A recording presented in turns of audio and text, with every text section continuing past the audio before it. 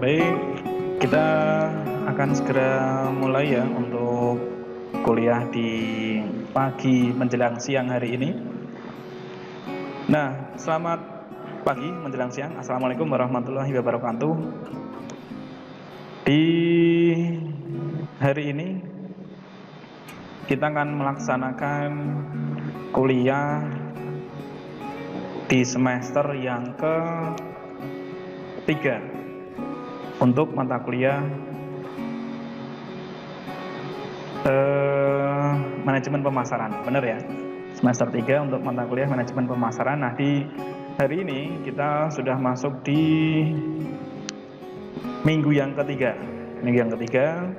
Nah, di minggu yang ketiga ini, di bab 3 ini, kita akan membahas tentang mengumpulkan informasi dan memindai lingkungan di mata kuliah manajemen pemasaran, seperti itu. Nah, baik, kita segera mulai ya. Silahkan tulis nama di kolom komentar ya, sebagai nilai presensi pada pagi atau sore atau malam hari ini. Nah, kita akan mulai pembahasan di pagi hari ini. Sudah siap semuanya ya pembahasan di pagi hari ini?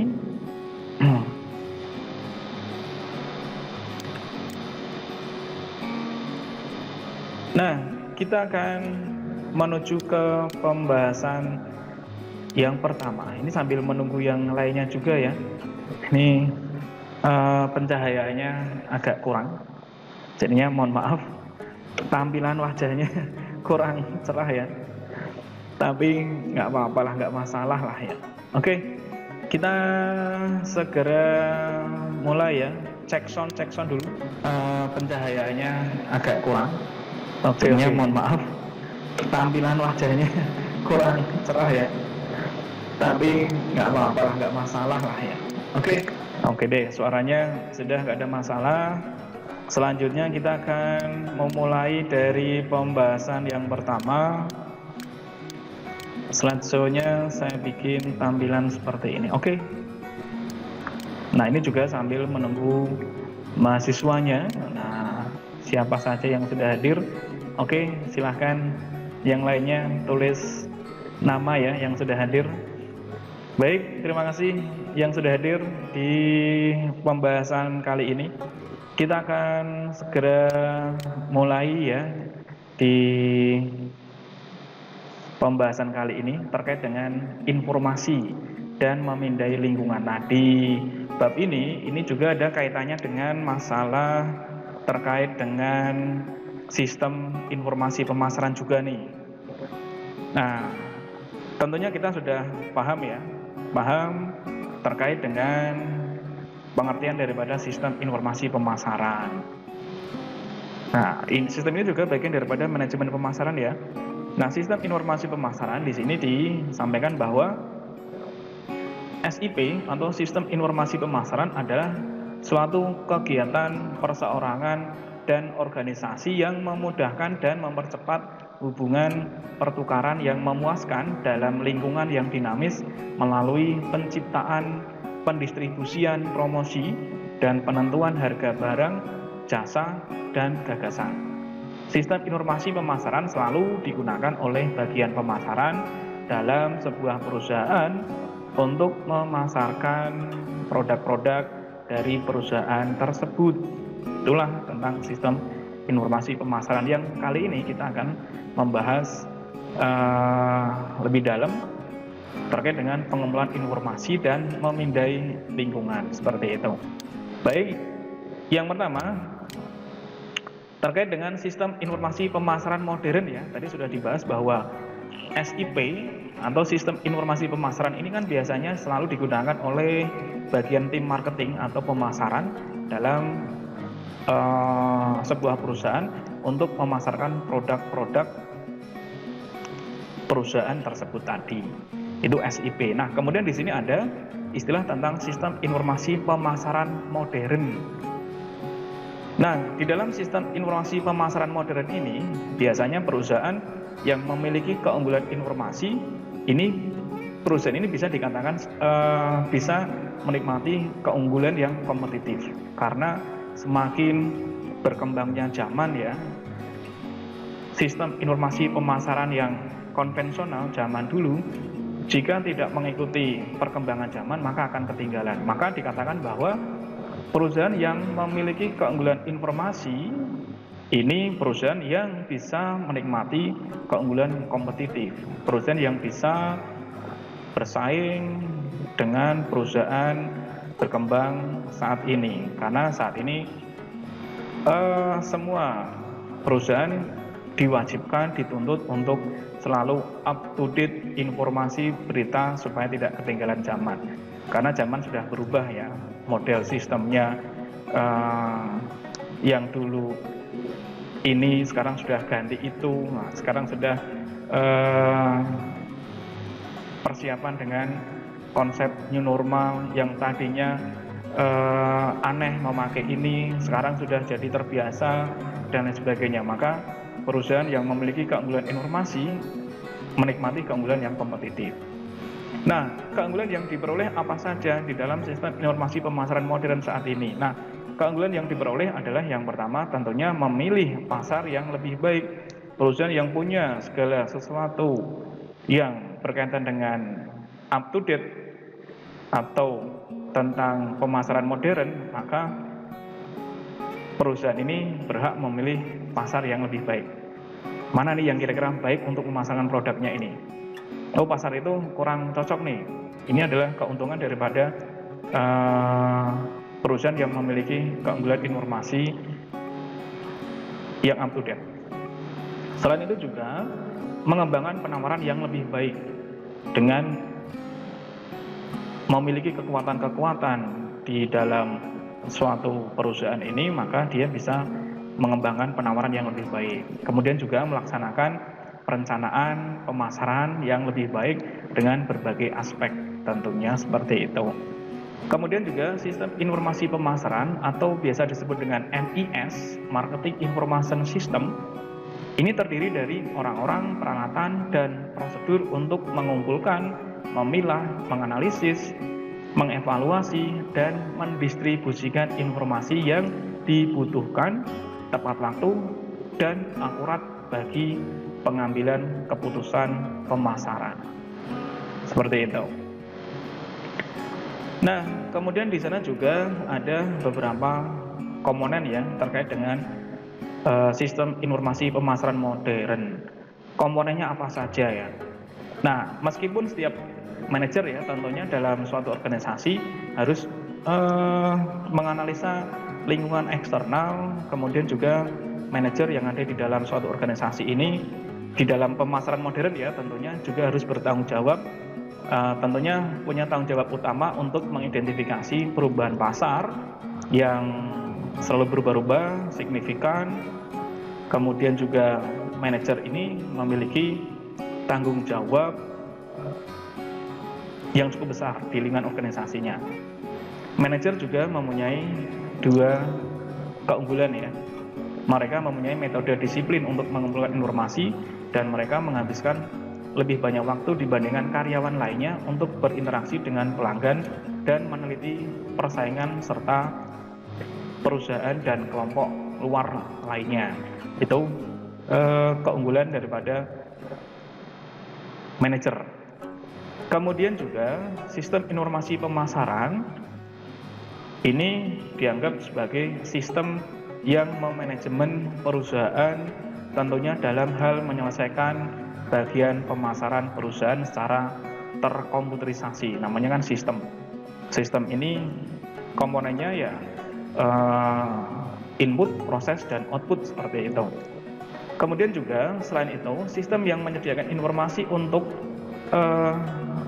misalkan penjualan, kemudian juga untuk promosi penjualan, kemudian juga kegiatan-kegiatan pemasaran Kemudian juga ada kegiatan-kegiatan penelitian pasar dan lain sebagainya yang berhubungan dengan pemasaran. Jadi sistem ini adalah sistem yang terdiri dari berbagai komponen ya. Tadi disampaikan bahwa ada orang-orang, peralatan, dan lain sebagainya. Semuanya berkaitan.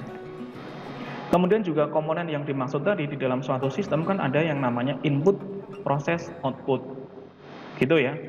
Kemudian input itu seperti apa? Input itu ya terdiri dari sistem informasi pemasaran yang memiliki subsistem. Mulai dari ada sistem informasi akuntansi. Di sana mengumpulkan data, menjelaskan transaksi pemasaran perusahaan. Itu input. Kemudian ada intelijen pemasaran. Di sana mengumpulkan informasi dari lingkungan perusahaan yang berhubungan dengan operasi pemasaran. Ada riset. Ini bagian daripada input.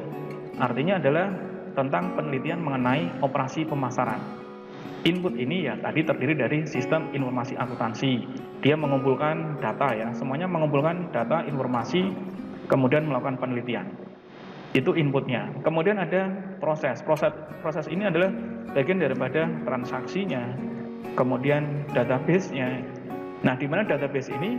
Data yang terdapat pada database terstruktur dan berkaitan dengan informasi pemasaran. Dari data yang masuk, diolah sedemikian rupa, diproses, dan kemudian menghasilkan suatu output atau keluaran. Outputnya adalah biasanya ya, kalau berkaitan dengan MIS, Marketing Information System, outputnya ini ya biasanya terdiri dari informasi mengenai produk. Kemudian juga informasi terkait dengan tempat kegiatan produksi. Dan juga kegiatan terkait dengan periklanan. Itu outputnya. Selain itu juga output yang dikeluarkan adalah menyediakan tentang informasi promosi, menyediakan tentang informasi harga dan lain sebagainya. Itu hasil outputnya. Gitu ya. Jadi bagian daripada komponen sistem informasi pemasaran itu dari input, proses, output. Dan juga SIP ini berkaitan dengan model pemasaran dan lain sebagainya ya. Oke, itu adalah tentang sistem informasi pemasaran yang sudah hadir. Oke, yang belum silahkan menyesuaikan ya tentang sistem informasi pemasaran modern ya pembahasannya kali ini. Baik, berikutnya kita lanjut. Jadi tadi ada model pemasaran, ada perusahaan dapat memproses setiap informasi, kemudian memudahkan manajemen, kemudian mengontrol, dan lain sebagainya. Berikutnya adalah terkait dengan penelusuran kebutuhan atas informasi. Di dalam penelusuran kebutuhan atas informasi, biasanya di situ ada beberapa pertanyaan-pertanyaan. Pertanyaannya seperti apa? Yang pertama tentunya ketika kita melakukan penelusuran ya, mencari informasi, mencari kebutuhan atas informasi. Biasanya kan kita mencari, menganalisa ya. Kita butuh informasi apa? Nah, yang pertama tentunya pasti di dalam pikiran kita akan muncul pertanyaan tentang apa keputusan yang Anda buat secara teratur. Kita tentunya butuh informasi ya, kita harus menelusuri informasi. Seperti keputusan seperti apa yang nanti kita susun untuk supaya bisa berjalan dengan baik. Itu yang pertama. Jadi ketika kita melakukan penelusuran kebutuhan atas informasi, muncullah beberapa pertanyaan, diantaranya apa keputusan yang Anda buat secara teratur. Kemudian apa informasi yang Anda butuhkan untuk membuat keputusan ini. Kemudian apa informasi yang didapatkan secara teratur. Apa studi khusus yang Anda minta secara berkala. Apa informasi yang Anda inginkan dan hendak Anda dapatkan sekarang. Apa ini kira-kira? Jadi semuanya berkaitan dengan apa? What tadi. Kemudian apa informasi yang Anda inginkan setiap hari, setiap minggu, setiap bulan, setiap tahun. Kan itu penelusuran. Kemudian juga apa majalah dan laporan dagang yang ingin Anda lihat secara teratur. Apa topik yang ingin Anda ikuti terus perkembangannya. Kemudian juga apa program analisis data yang Anda inginkan. apa tempat perbaikan yang paling membantu dan dapat dibuat dalam sistem informasi pemasaran saat ini. Nah, semuanya berkaitan dengan apa? Nah, dari pertanyaan-pertanyaan ini, maka kita akan bisa melakukan penelusuran terkait dengan kebutuhan akan informasi. Nah, informasi ini kan juga merupakan bahan dasar pengembangan keputusan dalam kegiatan pemasaran ya, seperti itu. Nah, informasi bagi usaha retail itu usaha kecil ya, kelontong seperti itu, bisa dikelola dengan mudah. Itu informasi ya, informasi bagi setiap usaha besar maupun kecil atau mikro maupun makro, tentunya dengan adanya informasi ini bisa dikelola dengan mudah, kemudian dengan sederhana dan juga informal. Nah, sehingga usaha-usaha kecil maupun besar sering tidak memiliki unit kerja yang mengelola informasi ya dalam proses pengumpulan bahan baku, pengolahan maupun proses distribusi. Nah, tentunya semakin besar dan rumit perusahaan, ditambah dengan meningkatnya persaingan dan perubahan lingkungan, kebutuhan akan sistem informasi yang lebih formal dan sistematis ini tentunya akan semakin meningkat. Itulah kenapa informasi ini dijadikan sebagai bahan dasar daripada pengembangan keputusan dalam kegiatan pemasaran. Karena semakin meningkatnya, semakin beratnya dalam persaingan-persaingan di sana, maka butuh suatu informasi yang tepat, up to date, dan sesuai yang dibutuhkan.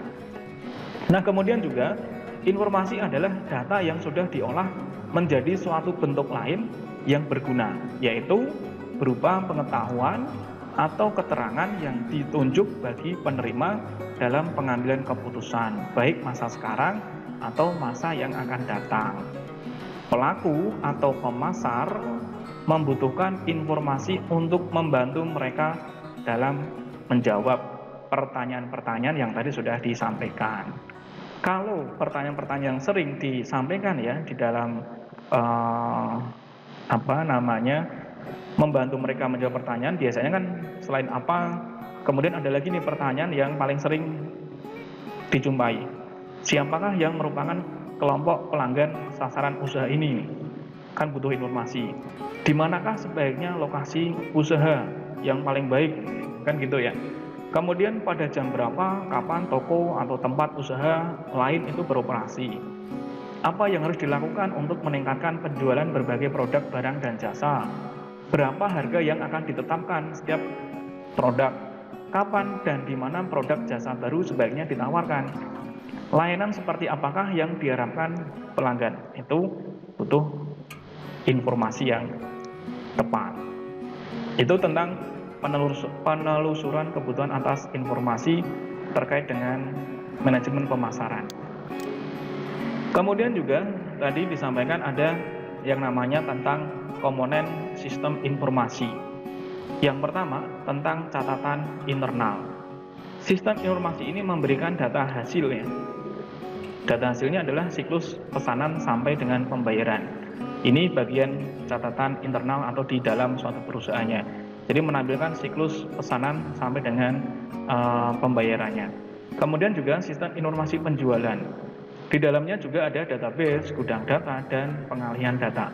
Maka nanti untuk kelas SI ya, sistem informasi terkait dengan proyek akhirnya nanti bisa dalam membuat suatu produk aplikasi sistem informasi penjualan. Di situ terdapat berbagai model, bentuk, karakter, proses transaksi penjualan yang nanti dilakukan untuk memudahkan dalam proses penggunaannya. Kemudian yang kedua di sini adalah ada sistem intelijen pemasaran, yaitu kumpulan prosedur dan sumber daya yang digunakan oleh manajer untuk mendapatkan informasi harian tentang berbagai perkembangan dalam lingkungan pemasaran. Sumber informasinya dari mana? Yaitu ya dari tenaga penjual, atau marketingnya tadi, kemudian dari distributor, pengecer, dan perantara lain, kemudian dari jaringan eksternal, panel penasihat pelanggan, sumber daya pemerintah, membeli dari pemasok luar, sistem umpan balik dari pelanggan secara online. Nah, itu adalah bagian daripada komponen sistem informasi. Informasi yang digunakan untuk mengambil suatu keputusan tentunya tidak dibuat secara kebetulan ya, berdasarkan perasaan atau intuisi. Itu. Jadi mengambil suatu keputusan tentunya tidak asal langsung yuk ini bikin, yuk ini harganya, yuk ini dan seterusnya. Nah, untuk memperoleh informasi tadi, tentunya informasi yang bermanfaat ya, yang berguna, apa yang harus dilakukan pertama kali? Yang dilakukan adalah mengumpulkan data, kemudian mengolah data sesuai kebutuhan sehingga menjadi suatu informasi dan kemudian dilanjutkan menyajikan hasilnya kepada si pembuat keputusan pemasaran, seperti itu. Nah, informasi yang dihasilkan dari data-data tersebut lebih terarah karena data-data tersebut telah diolah, dikumpulkan, dipilah, dianalisis, dan dievaluasi sesuai dengan kebutuhan. Itu tentang sistem intelijen pemasaran. Kemudian juga tadi disampaikan bahwa sistem informasi pemasaran terdiri dari orang gitu ya, tenaga penjualan tadi, kemudian peralatan, prosedur, dan mengumpulkan, memilah, menganalisis, mengevaluasi, mendistribusikan informasi diperlukan dengan segera dan akurat kepada si pembuat keputusan. Nah, sistem informasi pemasaran dapat diolah dari tadi ada internal, ada intelijen pemasaran. Tadi disampaikan ya di awal tadi. Kemudian juga di dalam intelijen pemasaran, sumber informasi yang didapatkan ada melalui tenaga penjualan tadi, distributor atau perantara ya. Kemudian informasi pemasok dari luar perusahaan, pusat informasi pemasaran, dan seterusnya. Nah, itu adalah berkaitan dengan sistem intelijen pemasaran. Berikutnya terkait dengan menganalisis lingkungan pemasaran. Perusahaan perlu mengenali dan merespon kebutuhan dan tren yang belum terpenuhi secara menguntungkan. Gitu ya. Oke. Nah, sebentar. Saya tadi sudah merekam belum ya? Ulangi ya. Oke ya, jadi kita sudah sampai di sini. Komponen sistem informasi. Oke, kita lanjut lagi. Saya sambil cek dulu ya. Takutnya tidak ke record. Sudah nih, mudah-mudahan sudah ke record. Oke, sudah kerekam. Baik, selanjutnya adalah terkait dengan menganalisis lingkungan pemasaran.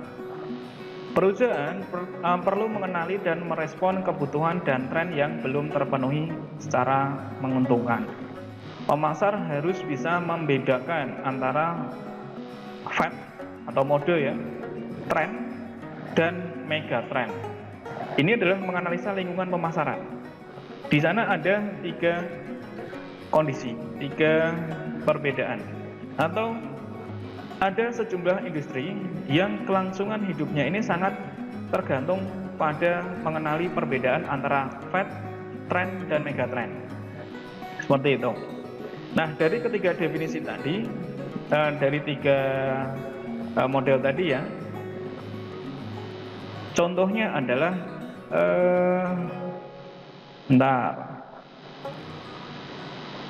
atau kita lihat dulu fad ya. Fad itu adalah sesuatu yang dapat diperkirakan, berumur pendek, dan tanpa signifikasi sosial, ekonomi, dan politik.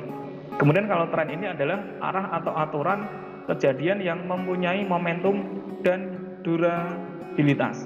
Kalau megatrend adalah perubahan besar dalam sosial, ekonomi, politik, dan teknologi yang lambat terbentuk dan setelah terjadi perubahan itu mempengaruhi kita untuk sementara waktu. Nah, kita coba lihat beberapa perbandingan ya terkait dengan fat atau mode. Fat atau mode ini menurut definisinya ya, fat atau mode menurut definisi adalah suatu peristiwa jangka pendek. Beberapa orang mungkin menyebutnya dengan istilah kegagalan. Itu namanya fat. Ini dalam menganalisis lingkungan pemasaran. Fat itu adalah peristiwa jangka pendek atau biasa disebut dengan kegagalan. Nah, ada pula yang menyebut fat atau mode ini adalah sesuatu yang cepat naik popularitasnya dan mungkin turun popularitasnya dengan sangat cepat. Naiknya cepat tapi turunnya juga cepat. Itu fat atau mode di dalam menganalisis lingkungan pemasaran. Nah, fashion, makanan, olahraga, gaya rambut, bahasa adalah semua bidang yang memiliki mode atau fat tadi ya. Mode itu adalah suatu peristiwa jangka pendek, bisa cepat, bisa turun untuk popularitasnya ya, bisa naiknya cepat, bisa turunnya juga cepat, namanya mode. Nah, fat atau mode sekilas dan bisa dikatakan sering bertahan satu musim saja biasanya, tetapi kadang bisa bertahan lebih dari beberapa tahun. Nah, mode atau fat ini tadi sangat sering didorong oleh media sosial saat ini. Sangat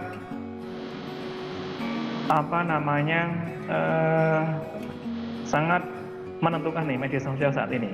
Saat ini semuanya orang pasti tidak lepas dari media sosial ya. Inilah yang mendorong fat ini bisa mengalami peningkatan dan juga bisa mengalami penurunan dengan sangat cepat popularitasnya. Nah, kemudian bahkan media sosial juga pada waktu tertentu ya dianggap sebuah tren yang kini berkembang menjadi tren. Contohnya dari fat apa? Contohnya misalnya seperti makanan ya. Di Bandung kan ini merupakan kota dengan surga kuliner lah misalnya, yang memiliki berbagai bentuk makanan yang unik, tetapi kepopulerannya cepat naik dan juga cepat turun dan tergantikan oleh produk yang relatif baru. Contohnya apa? Contohnya yang popularitasnya itu cepat naik dan juga cepat turun. Contohnya adalah keripik pedas, cilok ya, kemudian seblak.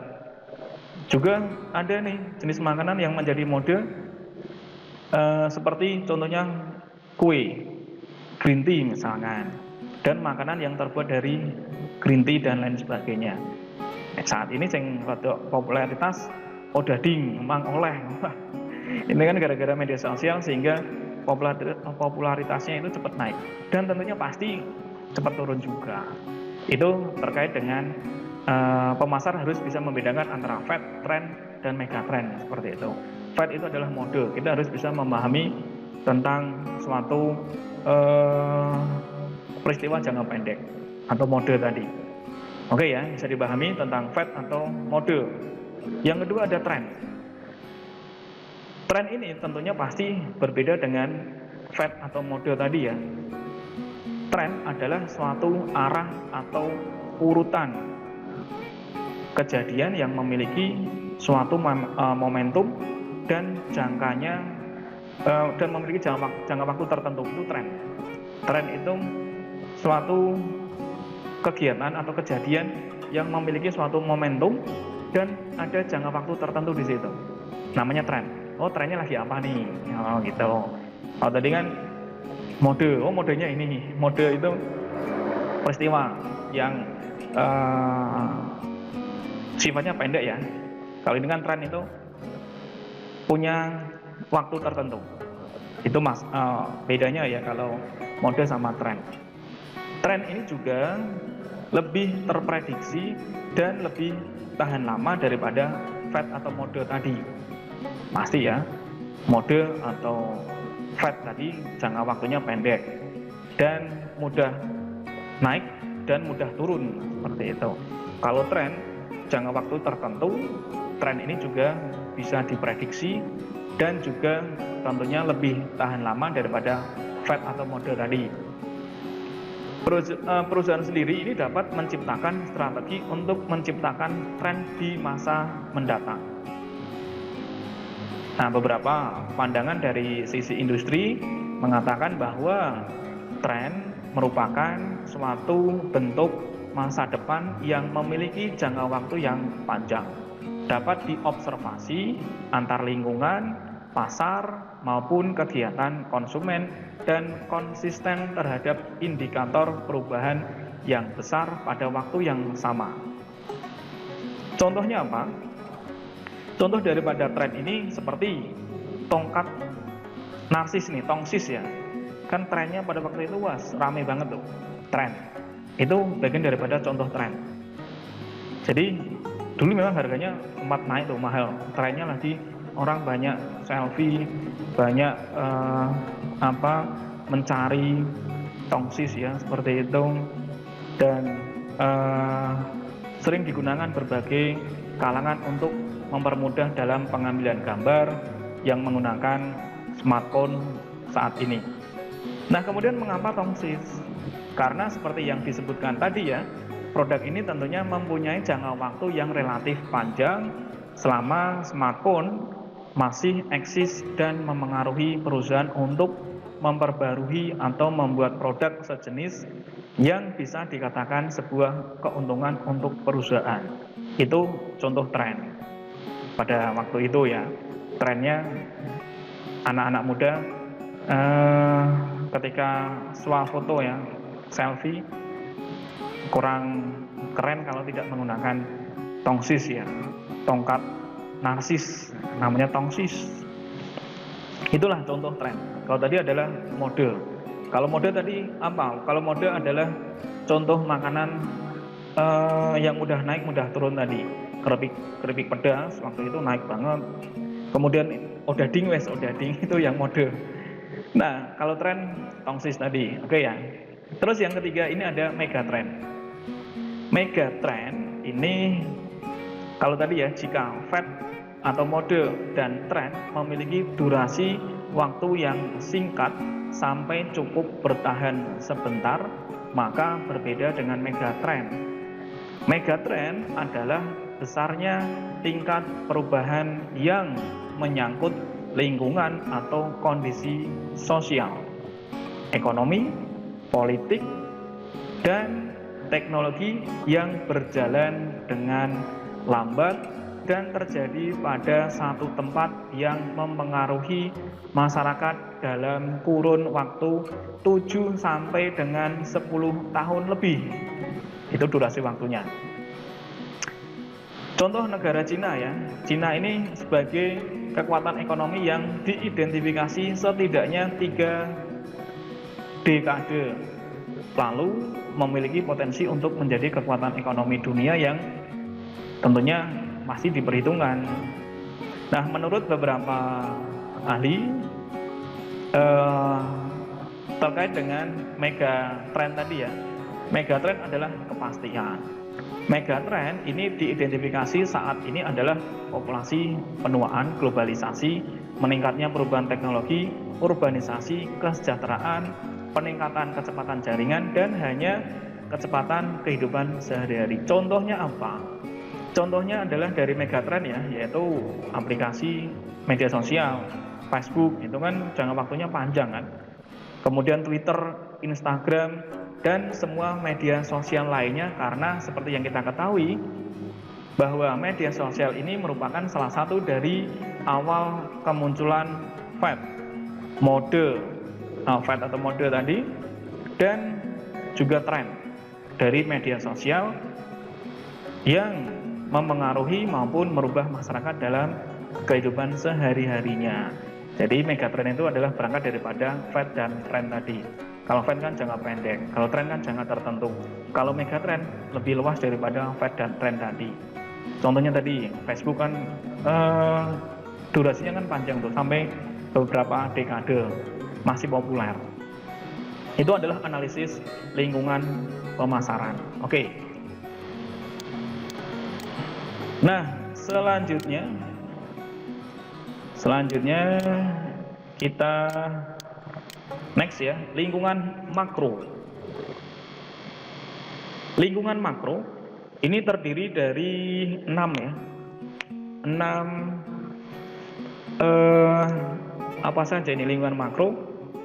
Lingkungan makro perusahaan artinya adalah tempat di mana perusahaan mulai pencariannya atas peluang dan kemungkinan adanya ancaman. Itu lingkungan makro. Jadi lingkungan makro perusahaan artinya di sini adalah tempat di mana perusahaan mulai melakukan pencariannya atas kemungkinan adanya peluang maupun juga adanya ancaman. Lingkungan ini terdiri dari semua pihak dan kekuatan yang memengaruhi operasi dan prestasi perusahaan. Perusahaan perlu untuk memahami kecenderungan dan megatrend yang menandai lingkungan saat ini. Gitu ya. Kemudian lingkungan makro terdiri dari kekuatan-kekuatan atau unsur-unsur yang bersifat kemasyarakatan yang lebih besar dan memengaruhi semua perilaku dalam lingkungan mikro perusahaan. Di situ ada 6 lingkungan makro, terdiri dari lingkungan kependudukan atau biasa disebut dengan demografis ya, lingkungan kependudukan.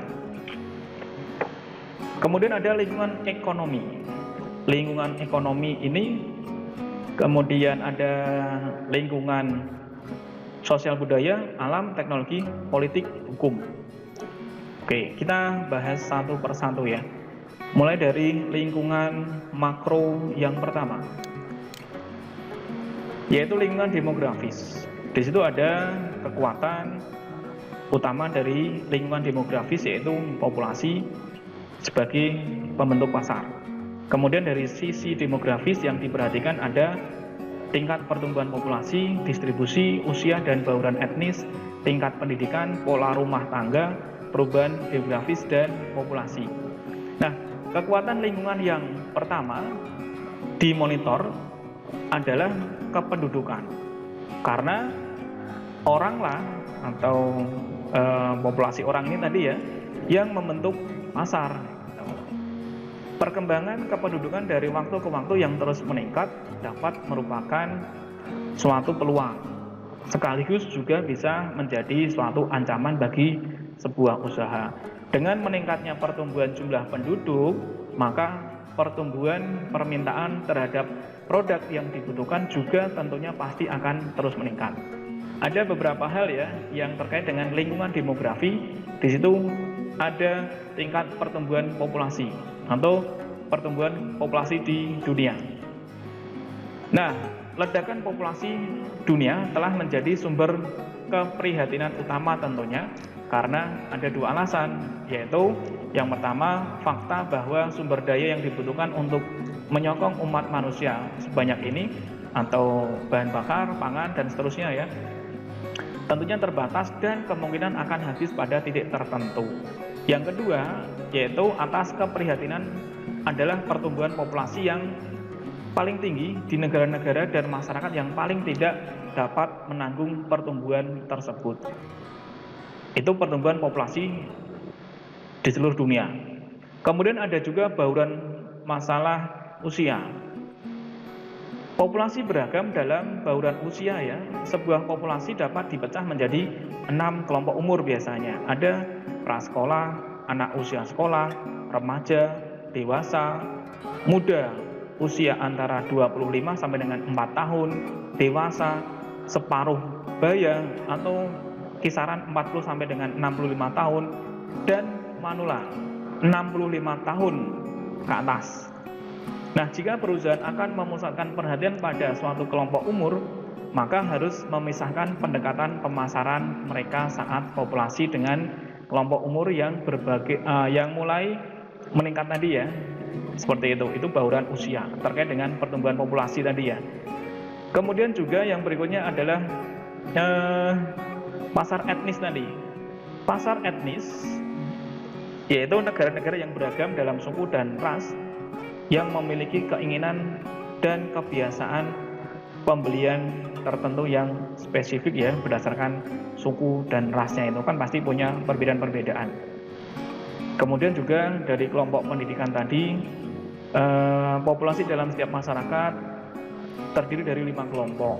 Ada buta huruf, tidak lulus, buta huruf, tidak lulus SLTA. Ini adalah kelompok pendidikan ya, terkait dengan lingkungan demografis tadi.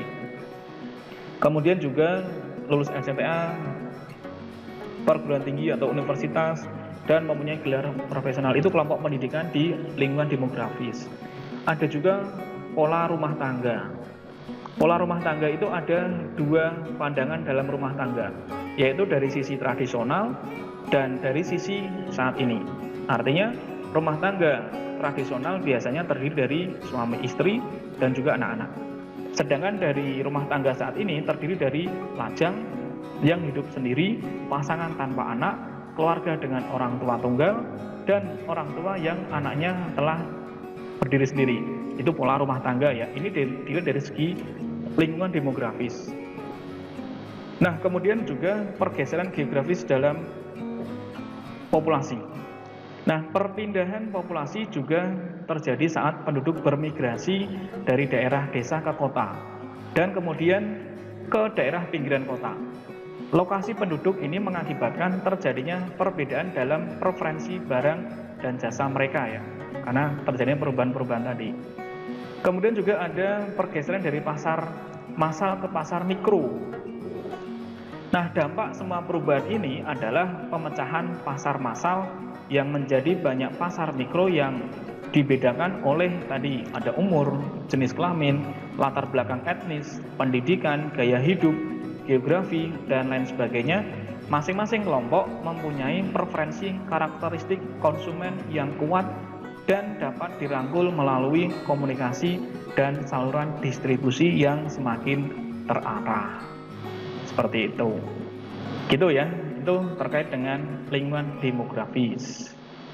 Oke, next berikutnya pembahasan tentang lingkungan ekonomi. Di situ ada lingkungan ekonomi yang memengaruhi daya beli. Kemudian yang memengaruhi lingkungan ekonomi ada distribusi pendapatan, tabungan, hutang, dan kredit.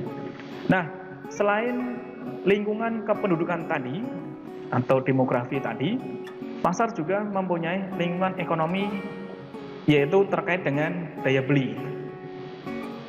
Daya beli masyarakat sangat bergantung pada pendapatan mulai dari harga, tabungan, kemudian hutang, dan ketersediaan kredit saat ini. Oleh karena itu, perusahaan harus memperhatikan tren utama dalam pendapatan dan pola pembelanjaan konsumen. Di situ ada yang memengaruhi 2 lingkungan ekonomi, ada distribusi pendapatan dan ada tabungan, hutang, dan kredit.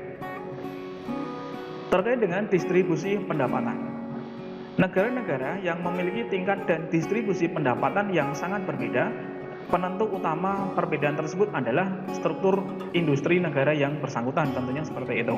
Nah, ada 4 jenis struktur industri, apa saja? Yaitu ada perekonomian subsistem, perekonomian pengekspor bahan baku, perekonomian industrialisasi, dan perekonomian industri. Itu adalah suatu hal yang berkaitan dengan distribusi pendapatan. Nah, distribusi pendapatan ini berhubungan dengan struktur industri yang industri satu negara, namun juga dipengaruhi oleh sistem politik, tentunya seperti itu. Nah, pemasar sering membedakan negara-negara menjadi 5 pola industri pendapatan. Apa saja? Pendapatan sangat rendah, itu yang pertama. Yang kedua, pendapatan sebagian besar rendah. Yang ketiga, pendapatan sangat rendah, yang rendah dan tinggi ya. Yang keempat, pendapatan rendah, sedang, tinggi. Yang kelima, pendapatan besar menengah. Itu yang memengaruhi lingkungan ekonomi. Kemudian terkait dengan tabungan, hutang, dan kredit. Kita semua tahu ya bahwa ada beberapa hal yang memengaruhi pengeluaran konsumen, yaitu tadi tabungan, hutang, dan juga ketersediaan kredit bagi konsumen.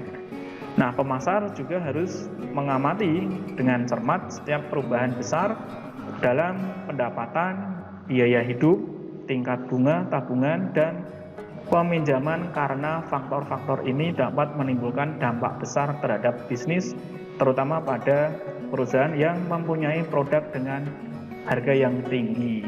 Itu. Berikutnya adalah lingkungan sosial budaya. Terkait dengan lingkungan sosial budaya, di situ ada istilah tentang masyarakat membentuk kepercayaan, nilai dan norma yang menggambarkan sebagian besar selera dan preferensi konsumen. Dalam lingkungan sosial budaya, di situ ada pandangan yang mempengaruhi sosial budaya, yaitu pandangan tentang diri sendiri, orang lain, organisasi, masyarakat, alam, dan alam semesta. Kemudian juga keyakinan dan nilai inti sangat sulit untuk dirubah, namun nilai sekundernya bisa dirubah. Dan dalam setiap masyarakat terdapat subbudaya, kelompok yang terbagi nilai, kepercayaan, preferensi, dan perilaku. Itu lingkungan sosial budaya. Nah, pengaruh membeli atau keinginan membeli sangat ditentukan oleh kebiasaan yang terjadi pada setiap orang dan bisa langsung ditiru oleh pihak lain, ya, itu sosial budaya. Kehadiran suatu produk dalam masyarakat serta diterima atau tidaknya yang baru ini sangat dipengaruhi oleh budaya masyarakat setempat. Lingkungan budaya juga bisa menciptakan peluang yang sangat besar bagi sebuah perusahaan. Karena tadi adanya keyakinan, nilai-nilai, dan norma seseorang dibentuk oleh masyarakat di mana mereka dibesarkan. Seperti itu. Oke ya, itu terkait dengan lingkungan sosial budaya. Kemudian terkait dengan lingkungan alam. Lingkungan alam di situ perusahaan yang mampu menggabungkan kemakmuran dan perlindungan lingkungan mempunyai peluang yang besar untuk sukses. Mulai muncullah istilah green marketing, itu bagian daripada lingkungan alam ya, green marketing. Oke. Kondisi lingkungan fisik sangat berpengaruh bagi suatu usaha yang akan menjalankan bisnisnya. Ini terkait dengan lingkungan fisik ya, atau lingkungan alam, disebut dengan lingkungan alam. Nah, lingkungan fisik atau lingkungan alam ini biasanya dikaitkan dengan kondisi lingkungan alam di sekitar usaha serta infrastruktur yang tersedia. Pasar tentunya juga harus menyadari akan peluang dan tantangan yang timbul akibat kekurangan bahan baku, biaya energi yang meningkat, tingkat polusi, dan peran pemerintah yang berubah dalam perlindungan lingkungan. Dan tentunya perusakan alam ya, perusakan alam ini merupakan salah satu permasalahan utama ya di tahun 90-an waktu itu, di mana banyak kota di dunia atau kota dunia, populasi udara dan air telah mencapai tingkat yang membahayakan. Juga terdapat keprihatinan yang besar terhadap bahan kimia tertentu yang menimbulkan polusi udara, tanah, dan air. Itu lingkungan fisik, lingkungan alam. Kemudian juga di dalam masalah lingkungan alam tadi ya, yaitu ada kekurangan bahan baku, biaya energi yang meningkat, kemudian meningkatnya tingkat polusi, perubahan peran pemerintah dalam lingkungan atau perlindungan lingkungan hidup, itu yang berkaitan dengan masalah lingkungan alam. Nanti akan muncul ada yang namanya green marketing ya, nanti di akhir. Kemudian ada lingkungan teknologi. Di dalam lingkungan teknologi, teknologi merupakan salah satu alam yang dapat mendorong perkembangan usaha ya. Kemudian juga teknologi mempunyai peluang pembaruan yang tidak terbatas. Teknologi meningkatkan metode pengolahan yang lebih sempurna, tetapi untuk jenis produk yang sifatnya khas ya atau tertentu. Teknologi juga bukan merupakan faktor penunjang dan pendukung yang utama, tetapi cara tradisional juga perlu tetap dipertahankan untuk menjamin keaslian atau kealamiannya. Gitu. Nah, jadi teknologi ini merupakan kekuatan yang membentuk kehidupan manusia ya. Semua teknologi baru merupakan penghancuran yang kreatif karena tradisional akan tersingkirkan tadi tentunya. Dan sebenarnya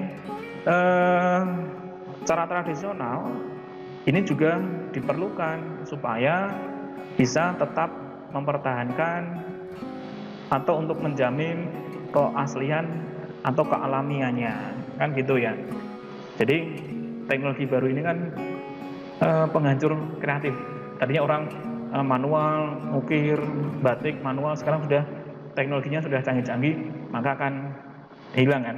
Walaupun ada yang memang suka masih menggunakan model yang tradisional. Kemudian di situ ada 4 tren teknologi. Apa saja? Ada kecepatan perubahan yang makin tinggi, peluang inovasi yang tak terbatas, anggaran R&D, Research and Development yang beragam, makin banyak peraturan mengenai perubahan teknologi. Seperti itu. Berikutnya adalah lingkungan politik hukum. Hukum juga menciptakan peluang baru bagi bisnis. Tren utama dalam lingkungan politik hukum adalah peningkatan peraturan bisnis dan pertumbuhan kelompok kepentingan khusus. Jadi keputusan-keputusan pemasaran ini sangat dipengaruhi oleh perkembangan perundang-undangan yang berlaku dan sikap pemerintah yang memengaruhi dan membatasi gerak usaha perusahaan. Lingkungan ini terbentuk oleh hukum-hukum tadi, lembaga pemerintah dan kelompok penentang yang memengaruhi dan membatasi gerak-gerik berbagai organisasi dan individu dalam masyarakat. Di situ ya, jadi itu berkaitan dengan lingkungan politik hukum. Kemudian di situ tadi disampaikan di dalam lingkungan alam tadi ya, muncullah green marketing.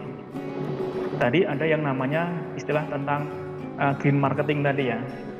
Di situ diambilkan dari bukunya Kotler tentang positioning, kalibrasi konsumen, kredibilitas klaim produk. Nah, syaratnya dari green marketing itu berhasil seperti apa? Atau kita coba pengertiannya daripada green marketing dulu. Green marketing atau biasa disebut dengan pemasaran hijau ya. Green marketing itu kan nama lain dari pemasaran hijau.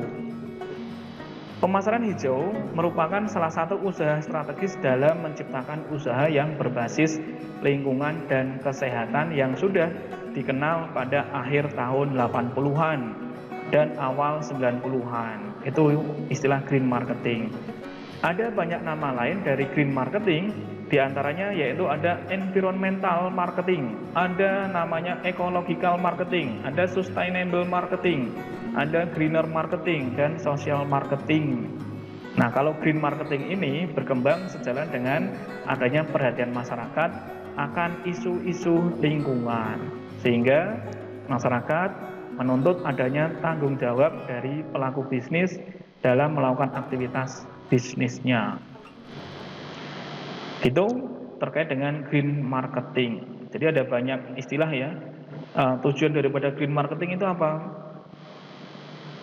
Tujuannya adalah arah komunikasi bahwa merek atau perusahaan peduli kepada lingkungan hidup. Nah, tahapan ini nanti menjadi tahapan awal untuk perusahaan yang menerapkan konsep marketing itu ya. Ada positioning, kalibrasi, dan klaim produk. Oke, mungkin sementara itu pembahasannya sudah selesai. Mungkin sementara itu dulu ya untuk pembahasan kita di pertemuan hari ini.